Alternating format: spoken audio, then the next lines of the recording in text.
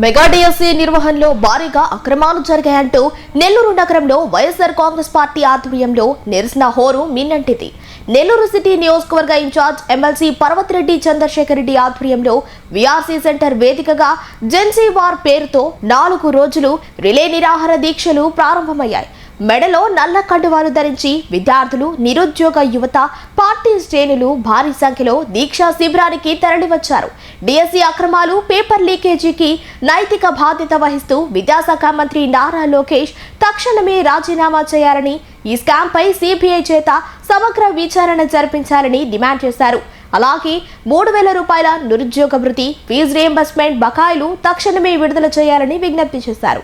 ప్రభుత్వం వచ్చిన తర్వాత విద్యార్థులని, నిరుద్యోగులని, యువతని ఎంత మోసం చేసిందో, దగా చేసిందో ఈ 2 సంవత్సరాల్లో అందరికీ కూడా స్పష్టంగా అర్థమైంది.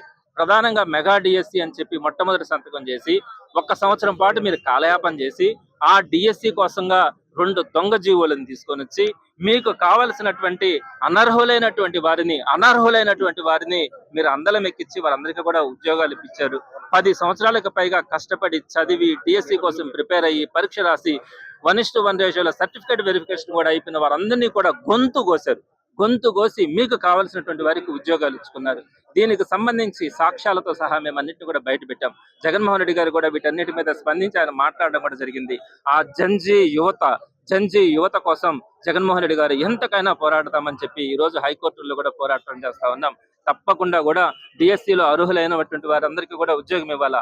మీరు పేపర్ లీకేజ్ కూడా చేసుకున్నటువంటి పరిస్థితి ఈ రోజు డిఎస్సిలో కనపడతా ఉంది.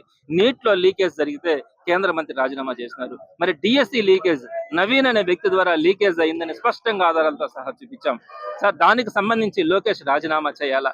ఆయన రాజీనామా చేయకుండా సిబిఐ ఎంక్వైరీ చేసినా కూడా దానికి నిష్పాక్షికమైనటువంటి విచారణ జరిగే అవకాశం లేదు. కాబట్టి ఆయన స్వచ్ఛందంగా తప్పుకొని సిబిఐ ఎంక్వైరీ జరిపినప్పుడే వాస్తవాలన్నీ కూడా బయట వస్తాయి. ఇది ఈ రోజు కొన్ని లక్షల మంది యువత చేస్తున్నటువంటి డిమాండ్. అదేవిధంగా మీరు నిరుద్యోగ భృతి 30 లక్షల మంది యువతకి మీరు నిరుద్యోగ భృతి ఇస్తానని చెప్పి ఈ రోజుకి ఒక్క నిరుద్యోగి కూడా ₹1 కూడా మీరు నిరుద్యోగ భృతి ఇవ్వనటువంటి పరిస్థితి ఉంది. అదేవిధంగా ఫీజు రియంబర్స్మెంట్ బకాయిలు కూడా 2.5 సంవత్సరం కాలంగా సుమారుగా 7,000 కోట్ల రూపాయలు ఈ రోజు ఫీజు రియంబర్స్మెంట్ కానీ వసతి దీవెన రూపంలో కానీ మీరు ఇవ్వాల్సినటువంటి పరిస్థితి.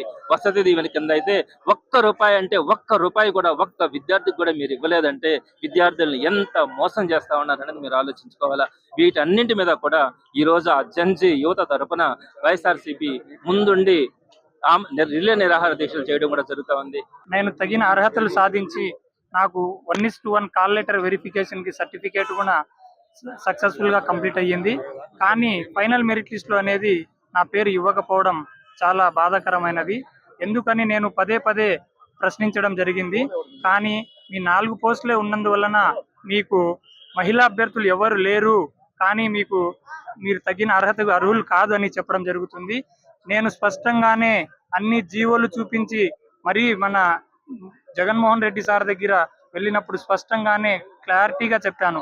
కమిషనర్ సార్ దగ్గర చెప్పాను, అలాగే ప్రిన్సిపల్ సెక్రటరీ సార్ దగ్గర చెప్పాను, అలాగే ఢిల్లీకి వెళ్ళి ఎస్టీ కమిషన్, నేషనల్ కమిషన్ దగ్గర కూడా స్పష్టంగా చెప్పాను. ఇప్పటి వరకు నా మీద ఎలాంటి న్యాయం జరగలేదు. కావున తగినంత న్యాయం నాకు చేయాలని విద్యాశాఖ మంత్రిని పదే కోరడం జరిగింది. ఇంతవరకు పోరాడుతున్న ఒక్కసారి కూడా మాకు పిలిచి ఏ సమస్య అనేది మీ నిరుద్యోగులకు ఉందో మాట్లాడడం లేదు. కనీసం మాకు తగిన అవకాశం ఇచ్చి మేము 1:1 కాల్ లెటర్లో వచ్చిన వాళ్ళకి కనీసం మాకు న్యాయం చేయాలని డిమాండ్ చేస్తున్నాం. కూటమి ప్రభుత్వం అధికారంలోకి వచ్చిన కాడి నుంచి కూడా ఆయన పరిపాలన ఎలా ఉందంటే ఒక సామెత గుర్తొస్తా ఉంది. మేడిపండి చూడ మేలిమేనుండు, పొట్ట ఉప్పి చూడు పురుగులు ఉండని విధంగా ఈరోజు కూటమి ప్రభుత్వం యొక్క పరిపాలన కూడా అచ్చలనే ఉంది. ఆయన మాటలు కోటలు దాడుతూ ఉన్నాయి, చేతలేమో విద్యార్థులు యువజనుల జీవితాలతో చెలగాట మారుతా ఉన్నాడు. అందుకే ఈ రోజు రాష్ట్రంలో ఉన్న విద్యార్థులు, యువజనులంతా కూడా నారవారి మాటలను కూడా నీటి మీద మూటల్లాగా తీసి పక్కన పడిసే పరిస్థితి. మిగతాదంతా మనం చూసుకున్నాం. అధికారంలోకి వచ్చిన కాడి నుంచి కుట్రలు, కుతంత్రాలు ఈ రోజు కూటమి ప్రభుత్వం కంపు కొలుతో కూలిపోయి ఈ రోజు విద్యార్థులు, యువజనులంతా కూడా కట్టకట్టి ప్రభుత్వాన్ని పన్నా నదిలో వేయడానికి సిద్ధంగా ఉన్న విషయం కూడా తెలియజేస్తున్నా.